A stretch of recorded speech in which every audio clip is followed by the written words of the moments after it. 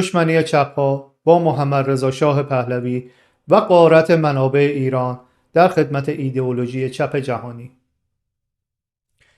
محمدرضا شاه پهلوی، شاهنشاه ایران، نه تنها نماد مدرنیزاسیون و استقلال کشور بود، بلکه سد بزرگی در برابر گسترش کمونیسم و ایدئولوژی‌های چپگرایانه در خاورمیانه محسوب می‌شد. همین ایستادگی در برابر شوروی، بلوک شرق و همپیمانانشان در غرب شاه را به هدف اصلی توطئه‌های مشترک چپگرایان، اسلامگرایان و دولت‌های غربی با گرایش لیبرال چپ تبدیل کرد. سقوط شاه در سال 1979 صرفاً یک تحول داخلی نبود، بلکه بخشی از پروژه‌ای جهانی برای دسترسی به منابع عظیم ایران و استفاده از آن در جهت تغذیه شبکه‌های چپ در جهان بود.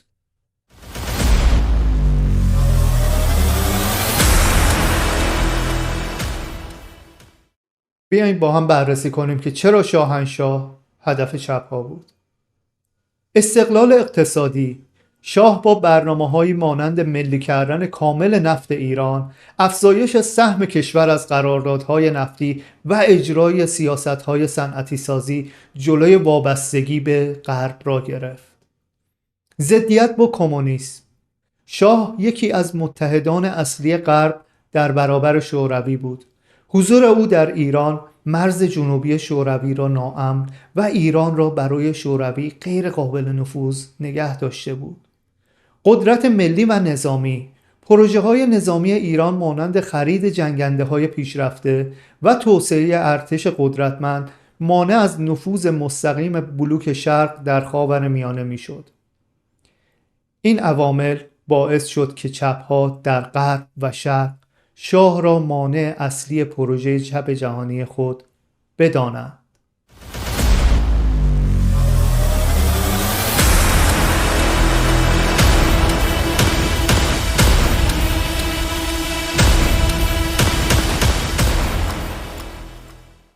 دلیل بعدی که نمی شود چشم را بر روی آن بست، نقش دولت‌های غربی با گرایش چپ بود.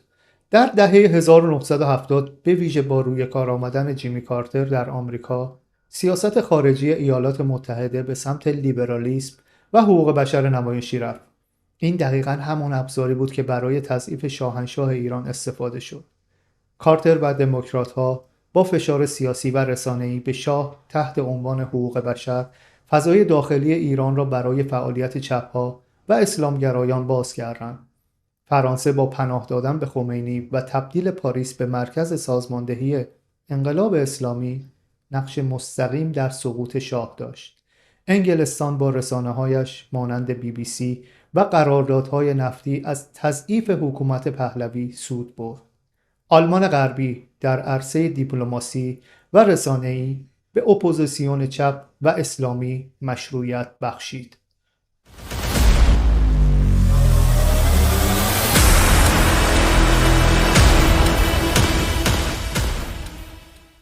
و اما دلیل دیگری که به آن خواهیم پرداخت، منابع ایران و استفاده در پروژه جهانی چپ بود. پس از سقوط شاه، منابع عظیم ایران به جای سرمایه‌گذاری برای مردم ایران به طور سیستماتیک در خدمت پروژه‌های خارجی قرار گرفت. فرانسه قراردادهای نفتی با جمهوری اسلامی منعقد کرد و بخشی از درآمدهای نفتی ایران صرف پشتیبانی مالی از صنایع فرانسوی شد. همان فرانسه‌ای که خمینی را میزبانی کرد، حالا از ثروت مردم ایران بهره مند میشد. انگلستان با نفوذ تاریخی خود در خلیج فارس سهم بزرگی از قراردادهای نفتی و گازی را تصاحب کرد و در ازای حمایت رسانه‌ای به درآمدهای کلان دست پیدا کرد. روسیه و چین. جمهوری اسلامی به عنوان شریک استراتژیک بلوک شرق میلیاردها دلار از منابع نفت و گاز ایران را در قراردادهای طولانی مدت و ناعادلانه به این دو کشور منتقل کرد. امروزه بخش بزرگی از این پول در پروژه‌های انرژی و زیرساختی چین و روسیه خرج می شود. کانادا پولشویی سیستماتیک از طریق مهاجرت وابستگان حکومت و سرمایه‌گذاری در بخش مسکن و بانک‌های کانادا صورت گرفت. این پولها عملاً از جیب مردم ایران به جیب نخبگان چپگرای غربی و شبکه‌های مالی منتقل شد.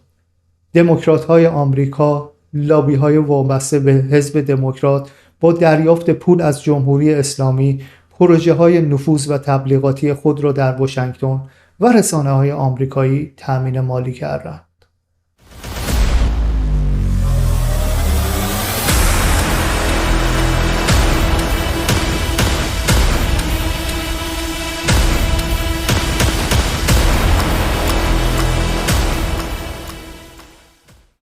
ایران به عنوان موتور مالی چپ جهانی. بعد از انقلاب 1979 جمهوری اسلامی نه یک دولت ملی بلکه یک موتور مالی و لوجستیکی برای پروژه‌های چپ و اسلامگرایی در سراسر جهان تبدیل شد. حمایت مالی از گروه‌های چپگرای آمریکای لاتین، تأمین پول برای گروه‌های اسلامگرای خاورمیانه و آفریقا، همکاری با چین و روسیه برای مقابله با نظم لیبرال محافظه‌کار غربی، سرمایه‌گذاری پنهانی در اروپا و کانادا برای شبکه‌های لابی چپ. بدین ترتیب پول نفت و گاز ایران که باید صرف آبادانی کشور میشد به ابزار گسترش ایدئولوژی چپ و اسلامگرایی در جهان بدل شد.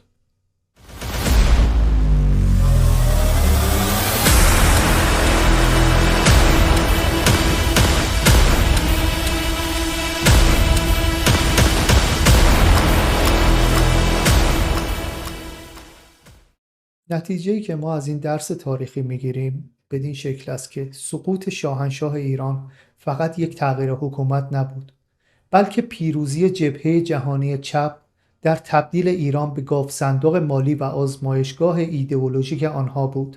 مردم ایران به جای پیشرفت گرفتار فقر، استبداد مذهبی و فساد شدند. کشورهای غربی و شرقی هر کدام سهمی از منابع ایران را تصاحب کردند.